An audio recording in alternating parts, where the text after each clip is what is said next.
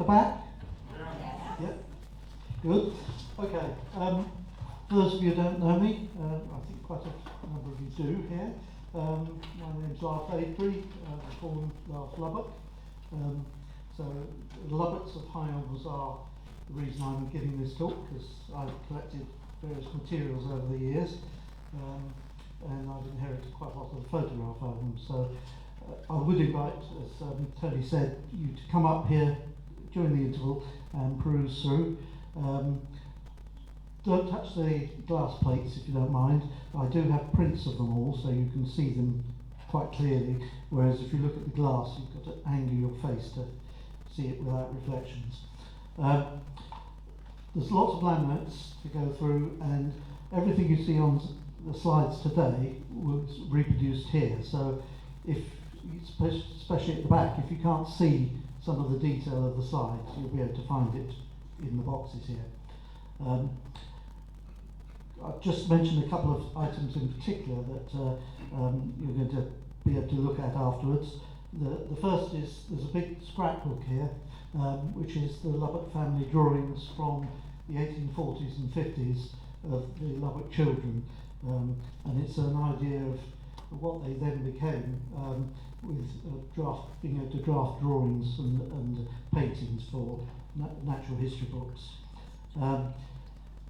There's some folders up here with some of the other presentations I give, and they will be connected in the sense that they're either at the family or High Elms, so hopefully you can have a look through those.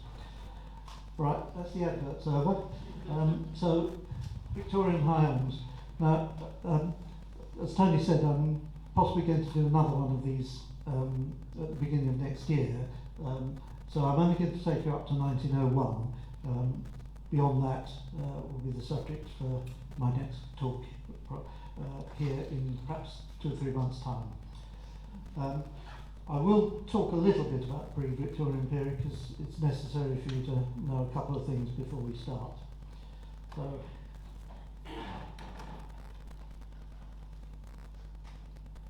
this is my contents, what I'm going to go through.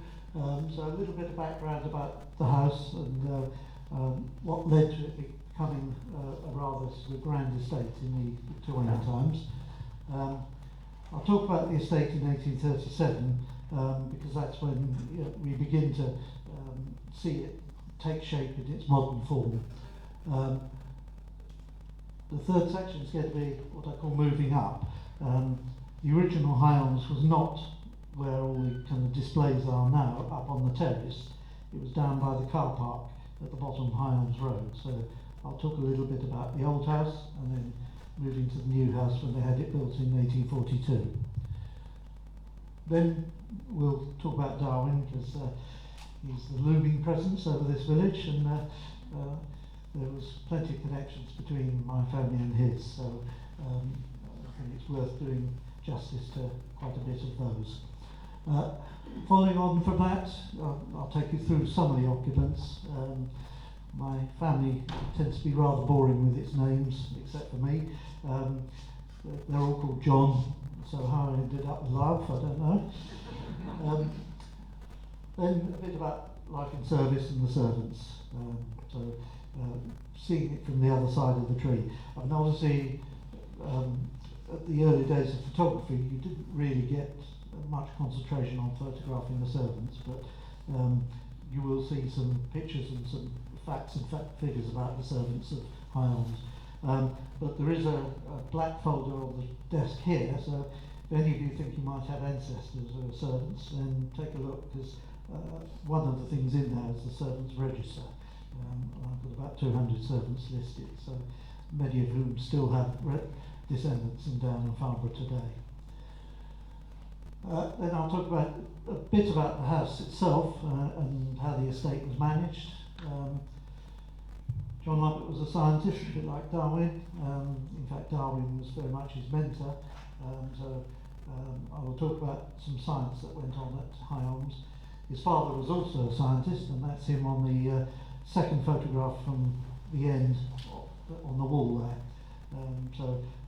He was John Lubbock's father, and I will talk about what he did and achieved at High Elms. sport and leisure was very important to the family. We've got a golf course now on large parts of the estate. Well, the first golf course was built by John Lubbock in 1889, so we'll talk a little bit about that. You may also know there's a fives court and various other remnants of sporting things on the estate, so I'll take you through that. A little bit about how the family used to open up the house to large groups. So these were, once collections of scientific exhibits had been built up, they invited people to come and have a look at them. They also did sort of large open fairs and fetes, and you'll see how large they got when we talk through the 1860s. And then, because we go up to 1901, there was quite a change that took place at the turn of the century, so I'll finish by sort of dwelling on that period in particular. Okay, we are going to have a break about 8, so there'll be about half an hour for you to peruse these and buy yourselves some drinks, which I will encourage you to do. All proceeds to the village hall. So the background to what is High Elms and where is it? So it's a country estate. In fact, there's an author called Ken Wilson who's written a book called what's it called? Country House, something like that. A place in the country, yes. So it was very much thought of that. My family were bankers. They came down from Norfolk, having started bank in 1772, and initially lived in the city itself. 11 Mansion House was the address. They ended up with several properties in and around London, but decided they wanted somewhere out in the country. And High Elms was it. It was thought to be quite remote in those days, not many transport links, and so they actually bought it in 1808. Now, most of you will know that it's now a country park, and there's some nice walks there. But what you're seeing when you walk round there, it's about 270 acres, is only about a tenth of the extent of the lands that it originally encompassed. But in particular, at its height, it was everywhere between Farnborough and Downe, and all the way up to the fields opposite Downe House and parts of Cutton. So it was quite large. Lots of people call the house different names. If you just say High Elms, then there was a big house on the hill. There's also High Elms Clock House, which is on High Elms Road. That could be named either Clock House or High Elms Farm. And there's various buildings that are around the estate even today. So just calling it High Elms can be misleading. So we in the family either knew it as the White House or the mansion. And for simplicity, I'll try and refer to the main house as that. It is a country park. It's got SSSI, Site of Special Scientific Interest, attached to it. It's got listed buildings on it. But that doesn't stop me permanently scanning planning applications to see if Bromley are planning to build on the green area that it encompasses at the moment. And certainly we've had one little scare where they wanted to basically convert the stable buildings into some houses, and I think we had to read them the covenant by which we sold it to Orpington Urban District Council to try and persuade them not to do that.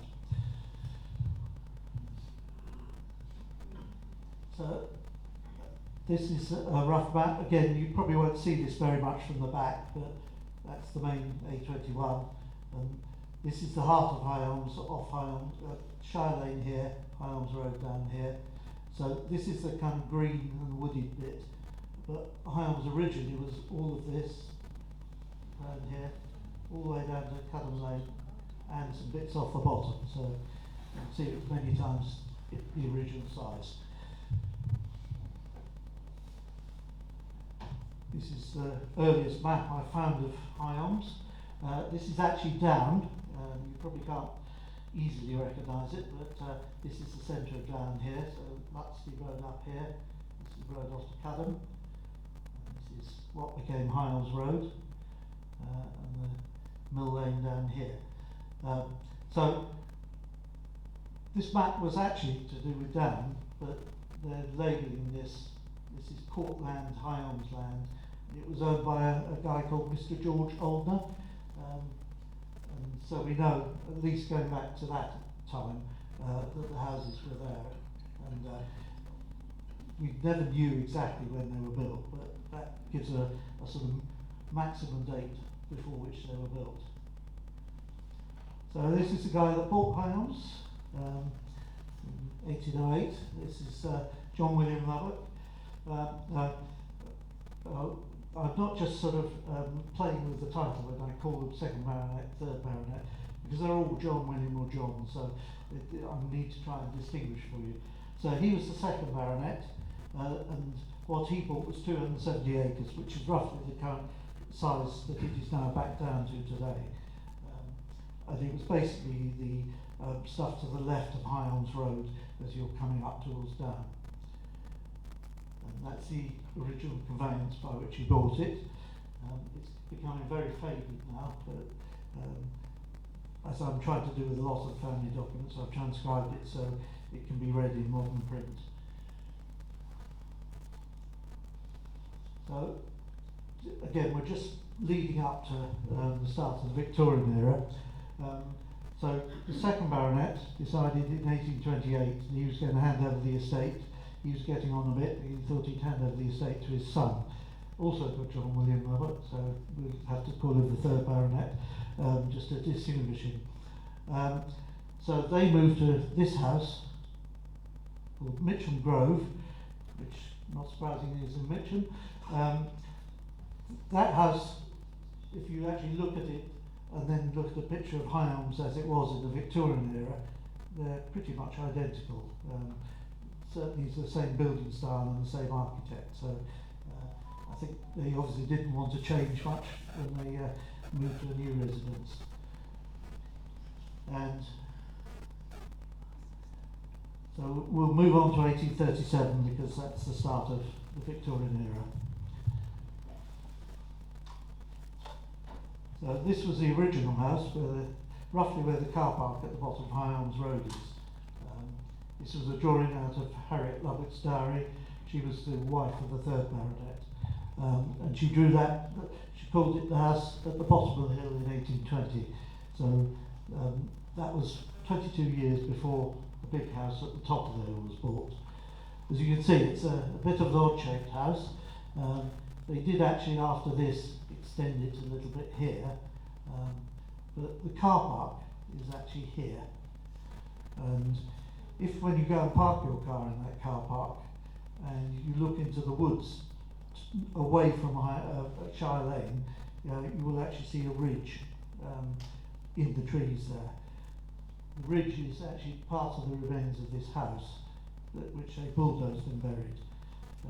The rest of the remains were used as foundations for the new house.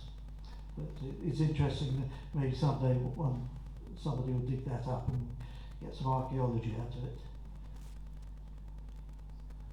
So this shows the position. So that's Shire Lane, and that's High Elms Road,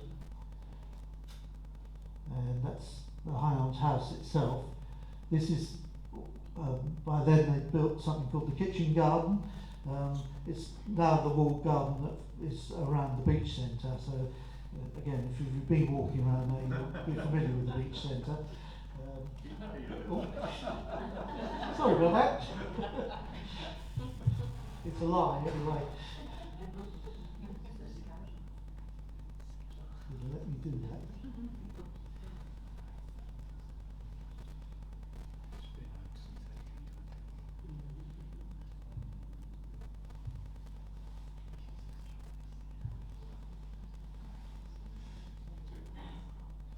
I hate pop-ups.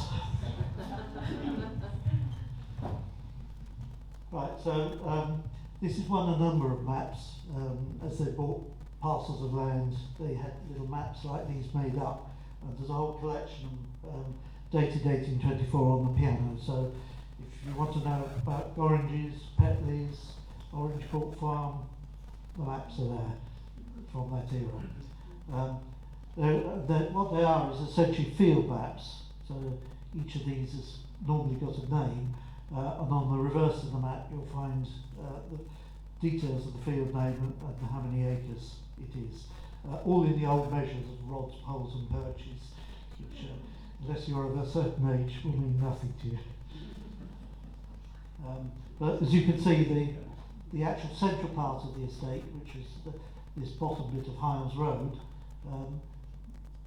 by then he'd actually bought this bit as well, and so that was subject of another map. Now you may notice that High Elms Road up here, it's got roads coming off it here. That's North End Lane. But this road doesn't exist. This road doesn't exist anymore. So as part of expanding the estate, he gradually did away with some of the roads. The Kent County Record Office is full of applications to divert roads and keep them away from any residential part of the High Elms estate.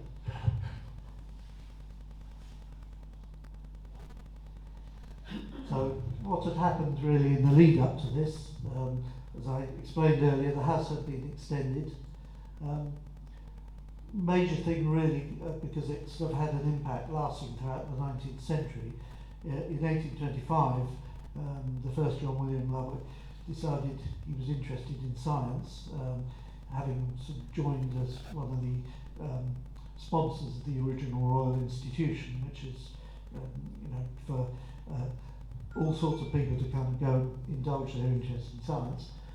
So he decided he was going to go out and buy as many science-related books as he could, and he spent what was a fabulous sum of £25,000 on building himself a library.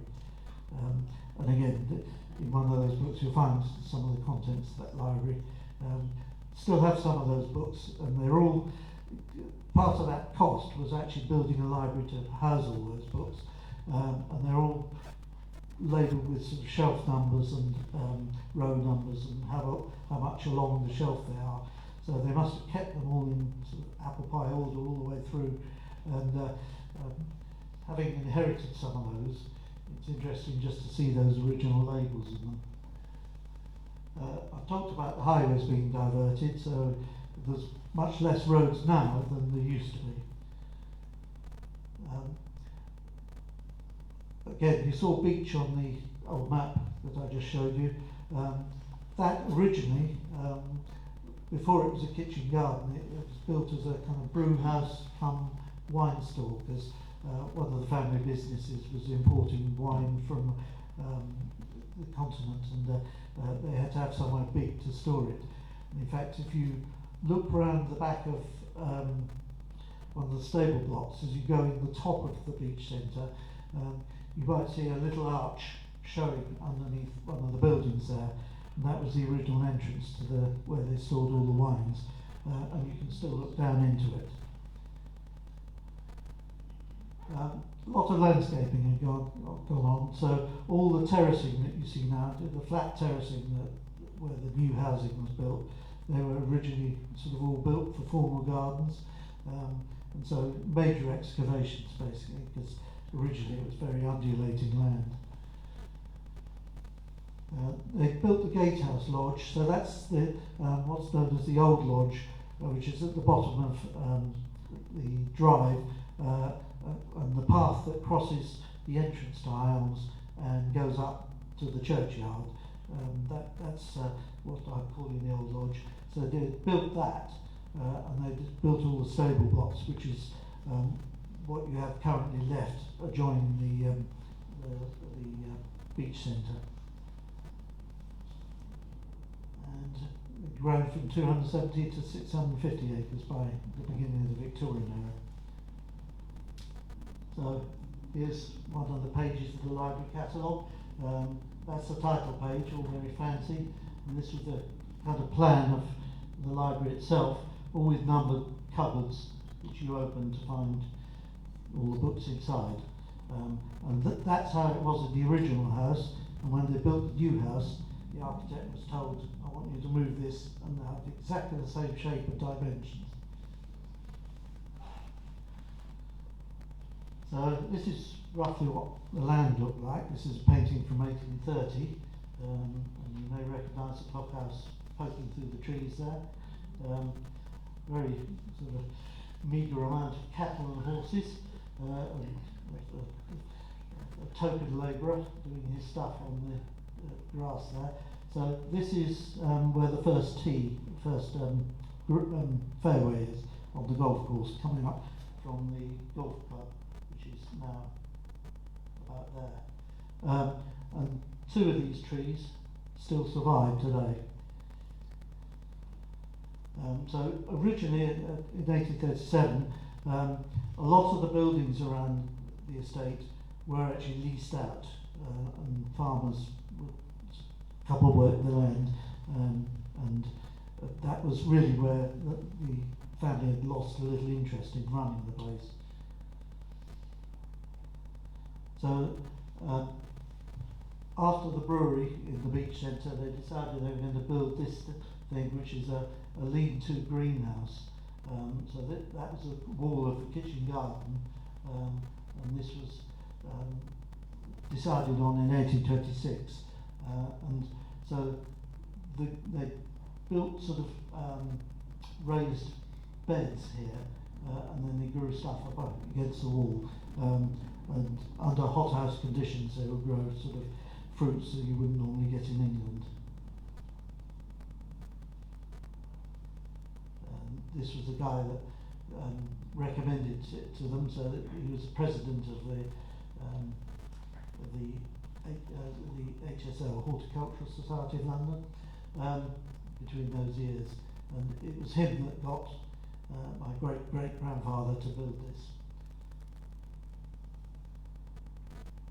Sorry about this, it's a gradual reveal, but that's the original invoice for what they called a peach house. And that's how much it cost, £136, 10 shillings and sixpence. Another feature that some of you may have seen, although now they do their best to hide it, is there's a water well on the estate. I'll try and describe where it is. If you go up from the car park at High Elms Road, about halfway up to the clock house, and then you go through the woods into the field there. If you look closer, you'll see there's a big metal plate in the ground, and it's covering the foundations of this. And in fact, this was lost for over 100 years until some dry weather sort of exposed the structure, and they dug it up and found that it was an unknown well. So it was actually built in the 18th century, this well. And it's a bit of a funny thing, because it's got this kind of dome shape at the top of it, and then the well goes down here. It's got a sideways tunnel leading off the side, which goes under High Elms Road. So people were a bit puzzled when they dug this up, and English Heritage got some sort of history experts to try and work out what that was. And I still can't remember what it really was, but I think there was a reason for having that horizontal section. But it's interesting to think if you're walking over that, what's under your feet. But this was actually the water supply for both the old house and the new house. Another feature you'll see on the estate is these things called Dean holes. I'll do a complete talk on these, so that there's quite a lot to know about them. I'll just give you a kind of short version here. Dean holes are basically excavations to extract chalk. So they only really occur on downland and chalkland, where the geology allows that to reach the surface. And some of them date back to Roman times, but most of them that you'll see around here are generally sort of medieval. There's 3 on High Elms Estate. This is one of them. You can see they're kind of fenced off, so you're not supposed to go in them. And they look really just like collapsed sinkholes almost. But in fact, if you go down, the vertical shaft's going down about 20 or 30 feet, and then there's like a clover leaf pattern at the bottom where you have excavations on 3 different directions. So the idea is you go down to the best quality chalk, and then you could just go outwards from it. But you had to be very careful doing that, because you easily get it subsiding on top of you.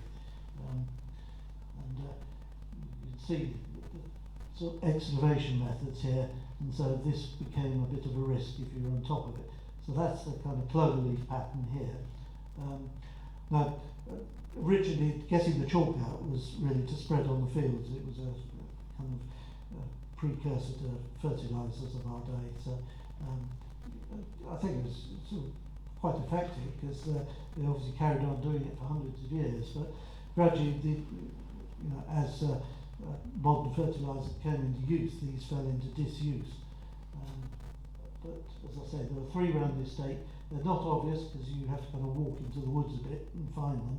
But one is quite obvious, which is if you go towards Cuckoo Lodge, which is what the old gamekeeper's house on the High Elms Road there, and then you go up the path opposite that and keep going, but veer off towards the end where the field is on your left-hand side, you're going to come across one that is much more obvious, because it's got copper posts around it, and it's quite interesting to go and look at. And they've got a notice about what deed holes were and why they were built. But obviously, because High Elms actually lies on a chalk ridge, you'll find that it's quite a popular place for them. There's an area called Jordan's Wood near Bexley Heath, where they really went to town on these things, and they built literally hundreds of them, and these things became so close that they almost joined on the neighbouring ones. And so the Jordan's Wood estate that's now built there is always suffering from subsidence, because these things are collapsing underneath the houses that they've built. But fortunately, there's no structures on top of these. So in 1818, there was a benefactor in the village here called Thomas Phillips, who'd created a fund to help local children of the village. In 1818, John William, the 2nd baronet, joined up with him, and they decided they were going to create the local schools. Now this was before state schools of any kind. These things were known as dame schools, because they were usually run by an old lady that they refer to as a dame. And these things are the precursors of what are now Downe Primary School and Farnborough Primary School. But the original the Downe School was built here off North End Lane. That's North End Lane, and that's North End Farm. So this was the buildings of the school, and this was a kind of recreation area. And the whole story of how Downe School came to be where it is, it started off life here, off North End Lane. It then moved here. This became the school in 1855, and then in 1906 it moved to its current location. So again, that's another talk, maybe one day, of all the sort of history of that. But because these were not sort of state funded, you had to rely on private funds. So Lubbock and Phillips actually kept that funding going until about 1924, when it was set up as a kind of foundation trust, and by then it had become incorporated into the state system. There was several rows with the vicar, because my family wanted science taught at that, and the vicar thought that was at the expense of religion, and he also didn't like the leanings towards Darwinism. So there was quite a few bust-ups and barneys between the vicar over there and this place here when it was the school, which eventually resulted in, you'll find that my family are buried in Downe Church until 1879, and then they decided they'd had enough of the vicar, and so they sort of migrated off to Farnborough. So all Lubbock since then have been buried in Farnborough Church.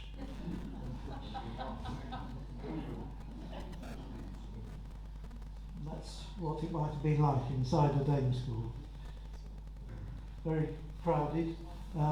Now, they were quite far-sighted, particularly the Downe one, because they had a mix of the Lubbock children when they were young, plus the village children, plus the servants' children, and they all mixed them together. And that was quite unusual, to say the least. But, as I say, they had usually a dame-like figure, or the first teacher in the 1820s was called Mr. Mumford, so it was a man to begin with. But then it eventually became this. But the Lubbock ladies used to come and teach as well, so it was part of their kind of view of how they would be maternalistic, if you like, to the local village. So we're coming out, we've gone, that was the kind of 1830s era, when the estate was many little areas, so all the kind of Petleys, Gorringes and these other farms were run as autonomous little properties. But when you'll see when this big house was built, they gradually began to merge it all into the one estate. So just before we get there, if you've been for walks on High Elms, you must have gone through this. This is called the Beachy Walk. Unfortunately, the 1987 hurricane blew down all but the top 16 here, and all these ones are, they've been replanted, but it's obviously going to be at least a generation before they come back anything like their former glory. But these were originally planted in 1840 in memory of when the second baronet died. It was quite a nice tribute because it's still lasting to today, at least in some form. This photograph is from 1934, as it says. So, 1842, well, by 1840 really, when John Lubbock, the second baronet, died, he'd left his money to his son, and his son decided he was going to consolidate the High Elms estate, spend a lot of money on it, revamp it, and generally sort of bring the landscape up to something more trained, if you like, whereas a lot of it was rough country at this time. So this is an extract from his wife Harriet's diary, dated 19th August 1842. So this was the month they actually moved into the new house. And this here is her laying out the flower beds and deciding what she wants to put in them.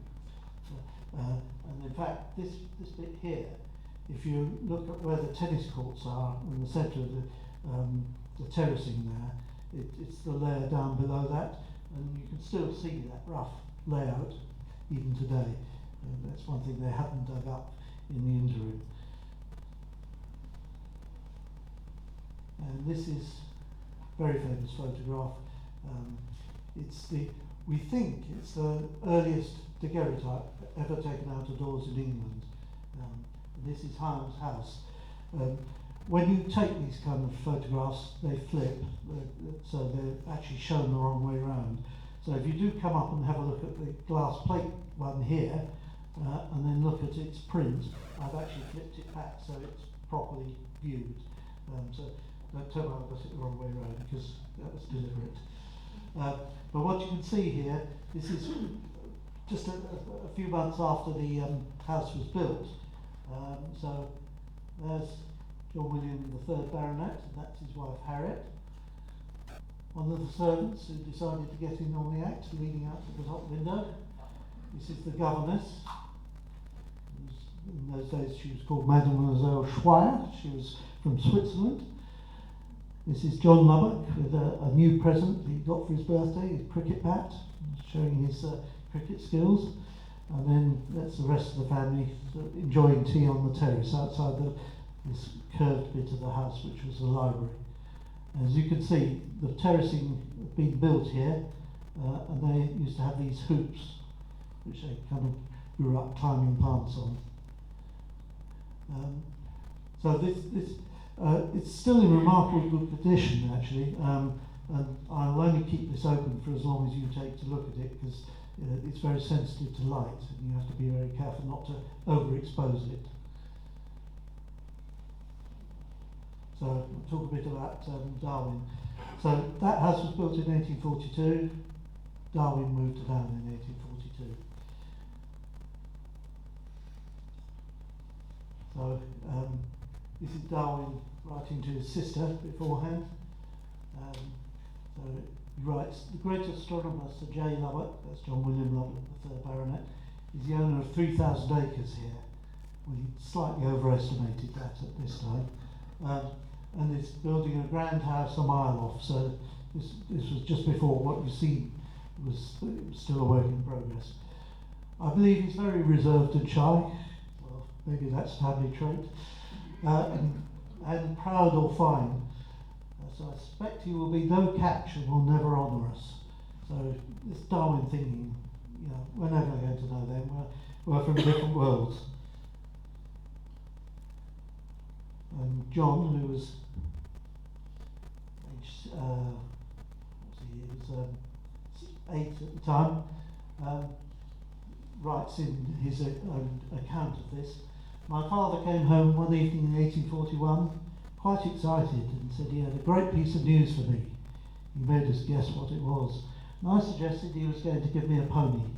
Oh, he said, it's much better than that. Mr. Darwin is coming to live at Downe. I confess I was much disappointed.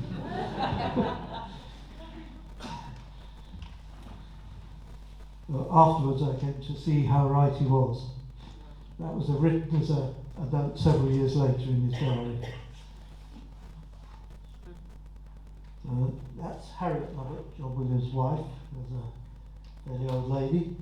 So Charles Darwin then also writes to his cousin, William Fox, in 1843. So this is where they've had a chance to settle in a bit. I've now nearly got this place in order, and there's much yet to do, and I think when you next see it you'll think it greatly improved. So he's talking about Downe House. I've made a nice little orchard, all dwarfs as you for one recommended.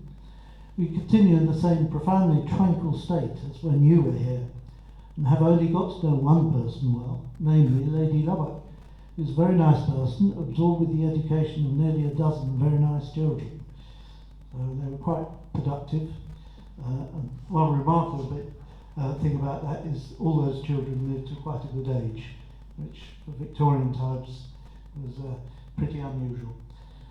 So they made friends with Lady Lubbock first, and that was more at the instigation of the two wives, but as you'll see, things changed.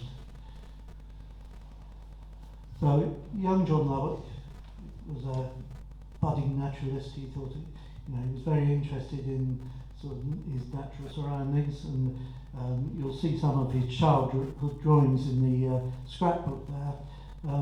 And I think when Darwin sort of learnt that there was a nurturing interest there, he decided to kind of take him under his wing. And so he suggested to John, sort of like this, I'm not sure what that is, he suggested to John his father, would you like to buy him a microscope? I can recommend something. So that was it. Although John procured it, John paid for it, it was actually Darwin that procured it for him. And it lasted all his lifetime. Whenever there's a picture of him in his study, you can see the microscope on his desk in front of him. And it's now kept at Downe House. So this is Darwin back to John Lubbock Senior. Will you be so kind to tell your son, in case my wife does not see Lady Lubbock when she leaves this note, that I am anxious to hear about the microscope, and if you would like half an hour's talk, I hope and trust I shall be able to see him tomorrow. That's December 1848. So you can see that although there were 25 years difference in age, they were already getting quite familiar with one another. So this is some of what's in that scrapbook. This is some botanical drawings of John's. They're quite sort of fine detailed, and they're 1850s era. So he'd have been in his teens by the time he did these drawings. But he was getting very detailed in some of his investigations around High Elms estate. He started looking for things in the estate and on the estate, plants and animals that he might sort of study. And in one of the ponds at High Elms, he discovered what became known as a new species of something called a springtail, and these are drawings of bits of it. And because it was a new species, he asked Charles Darwin if he could name it after him. So that's called Labidosa darwinii, and the first specimen was found in the ponds at High Elms. So gradually the families got much more friendly. Harriet Lubbock had a sketchbook where she would sketch visitors, and this is a picture from 1855 of Darwin, very dark eyes. I'm not sure whether she did this from life, but there's a photograph very much like this, so it may have been done from that picture rather than sort of having him sat in front. But basically, it's quite a nice thing to have our own impressions of it. So many people used to come to High Elms, and quite often they would come and look at the scientific exhibits that were held in the Great Hall, which is where John had decided to start laying out his collection. Quite often the visitors would say, "Okay, well, I've looked around your house, will you take me over to see your friend Mr. Darwin now?" And so that was quite a popular request, and Darwin was quite reclusive. He didn't like sort of seeing lots of people, and he felt it kind of disrupted his routine. And he often had various sort of things wrong with him, and he would retreat for days or even months on end to not see many people at the time. So, but John was generally an exception. But this is an account from Morley's Life of William Gladstone, of a visit down to High Elms, and I'll read it to you. "It was my good fortune to pass 2 days with him," that's William Gladstone, "at this moment at High Elms." So this is Arnold Morley speaking. Huxley and Playfair were of the party, so that's Thomas Huxley, who's another sort of big scientist of the day, as was Lyulph Playfair. "On Sunday afternoon, Sir John Lubbock, our host, took us up to the hilltop, whence in his quiet village Darwin was shaking the world. The illustrious pair, born in the same year, had never met before.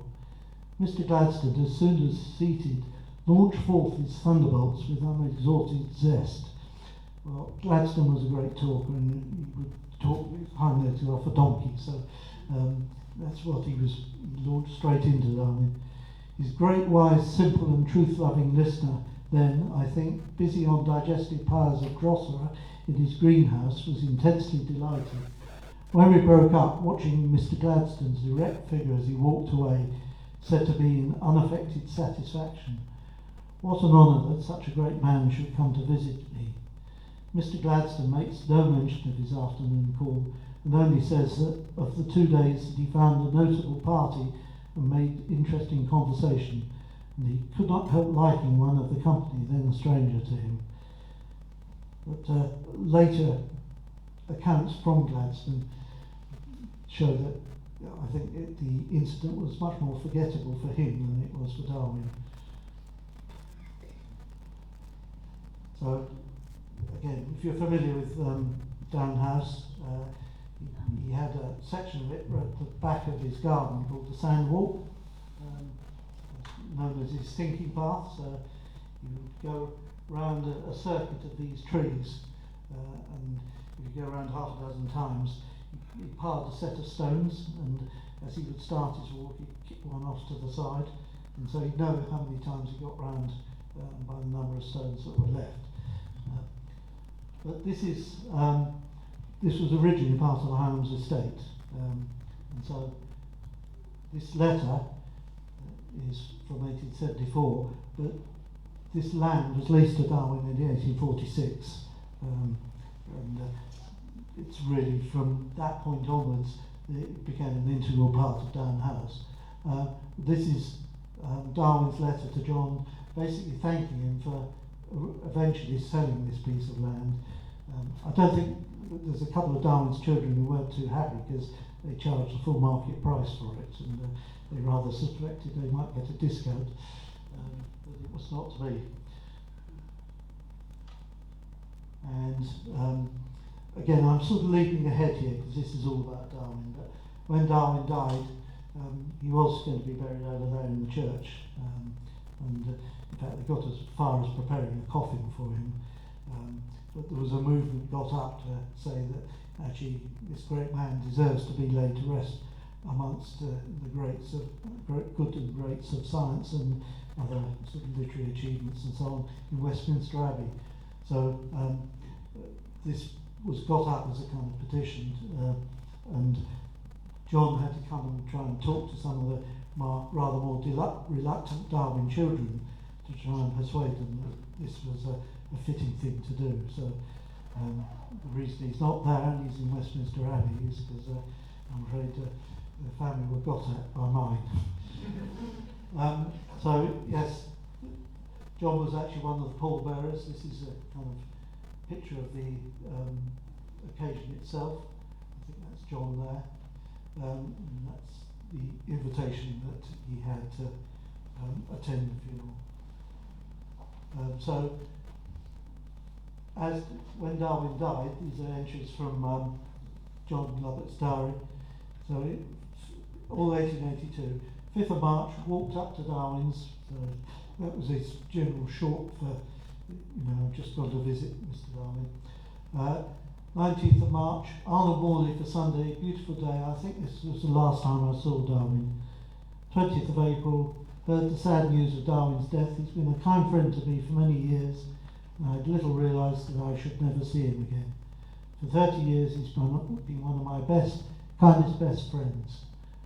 Then 21st of April, Maskelyne, that's Neville Maskelyne, the Astronomer Royal, and I got up a request to the Dean of Westminster to bury Darwin at the Abbey. So people from scientific world really were the kind of pushers of this idea. And then 24th of April, Darwin is to be buried in the Abbey. The paper's all quite pleased. So obviously as a kind of national hero by this time, this kind of got approval from the national newspapers. And then John to William Darwin, who's one of the kind of people who had his doubts about whether this was a good idea. So John saying, I quite sympathise with your feeling, and personally I should have greatly preferred that your father should have rested in Downe amongst us all. It is, I'm sure, quite understood that the initiative was not taken by you. Still, from a national point of view, it's clearly right he should be buried in the Abbey. I esteem it a great privilege to be allowed to accompany my dear master to the grave. I, as a pallbearer, not as a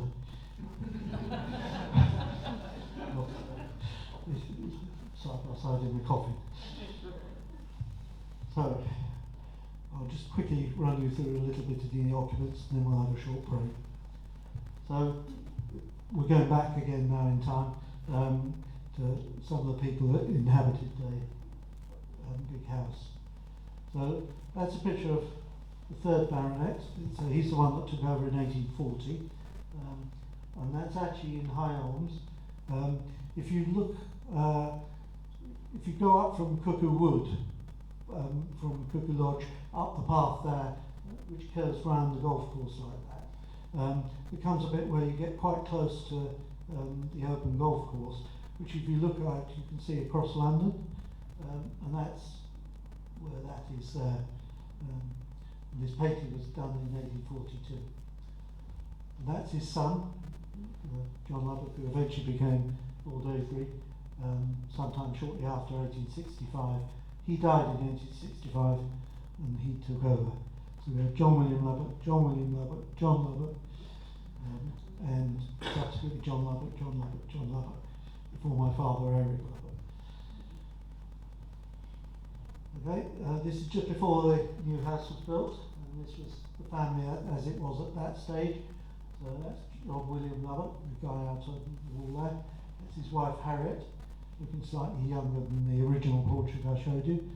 And so that's John Jr. They dressed them in dresses there until about 7 or 8, even though they were boys. So any paintings, pictures you see of young boys at the time, you can't assume they're girls just because of that outfit. And these are his brothers and sisters as they were at that time. And this is actually within the old house at High Elms. Now in 1861, the older John William Lubbock decided that because his son had married by then and started a family, that perhaps he ought to set up on his own. So there was a brief period between 1861 and 1865 where the younger generation moved out to this house called Lammas in Chislehurst. And in fact, the road that this house stands on is now named Lubbock Road in Chislehurst. So it's just behind the Camden Golf Club, sort of backs onto that where this house stood. And this is what it looked like in 1909 when it became a school, and eventually it was demolished in 1960s. So, over in the church there, you'll see this little plaque. This is the John William III Baronet. As I say, he died in 1865. And this is what's up on the wall on the right-hand side as you look down towards the front of the church. And this is really a kind of potted history of him. So he was an astronomer and mathematician. His most famous kind of work, if you will, was he worked on the tides. He produced the first mathematical treatment of the tides, and for that he was awarded a Royal Society Medal in 1833. That really earned him a place in amongst the kind of Royal Society higher ups, and so he eventually sort of became part of the management of the Royal Society. And he was the first Vice Chancellor of the University of London, a position his son also held later. That's on the south wall of St Mary's, and that's him that's his Vice Chancellor portrait, which hangs in the University of London today. So this is John William Lubbock and his wife Harriet, and that's one of these daguerreotypes here. You can see the glass plate gets scratched a bit, so it's not altogether clear. But they had in all 11 children. Haven't got a photograph, unfortunately, of this one, although I might have, because we've got lots of photographs which are unlabelled, so there may well be one of her, but I don't know it's her. But we have pictures of most of the others. So that's John, the one who became Lord Avebury, aged about 15. That's his sister Mary, Diana, Henry, who was the next eldest brother. Neville, who became Sir Neville Lubbock. He then set up home in Leeson's in St Mary Cray before moving out to North Cray Place. Beaumont, who never married. Montague, who became a surgeon and was one of the fellow of the Royal College of Surgeons and did a lot of work on respiratory diseases. Frederick, who when he moved out, he moved to the Rookery in Downe and owned that house, and that actually built a lot of the structure that you see today. And he owned that really until the beginning of the 20th century. After he moved from the Rookery, in fact, while he still held the Rookery, he bought Emmett's in Hyde Hill. And so, if you go to Emmett's, it's National Trust property now, you'll see some photographs of his and his family. Alfred, who was quite a cricketer, he played for Kent in the MCC. Edgar was an all-round sportsman. He played cricket as well, played for Kent, MCC, England. And in fact, these two, Edgar played in the first ever FA Cup final, and Edgar and Alfred played in the third FA Cup final. And so they were quite accomplished footballers, and they also played for the England national team before it became officially recognised as such, because in the kind of 1870s this wasn't really a thing. You've got all the kind of paraphernalia with Wembley and everything else now. It was almost a kind of field at the edge of a muddy plain type of thing, but they did actually have what were called international matches. And then the youngest, Henrietta, married someone who became the Dean of Belfast Cathedral, and then moved to Canada. So that was the family of John William, the older guy. So this is his eldest son now, and so I call this the second family. So that's John and Ellen, his wife. That's their marriage portraits of 1856. So in 1865, when the elder one died, most of the people you saw in the previous picture moved on. These two moved back in with all these from that marriage. So Amy is the eldest.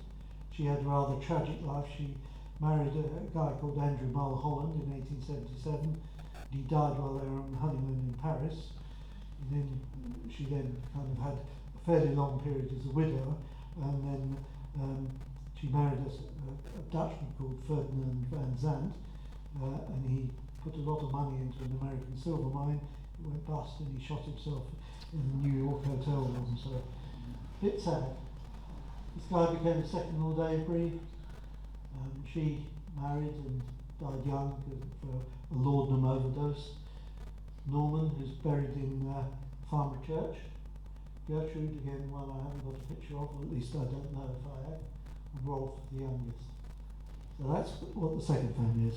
So I think I'll stop there now, and we'll resume with the rest of the inhabitants and the rest of the talk. So please stretch your legs and do have anything up here.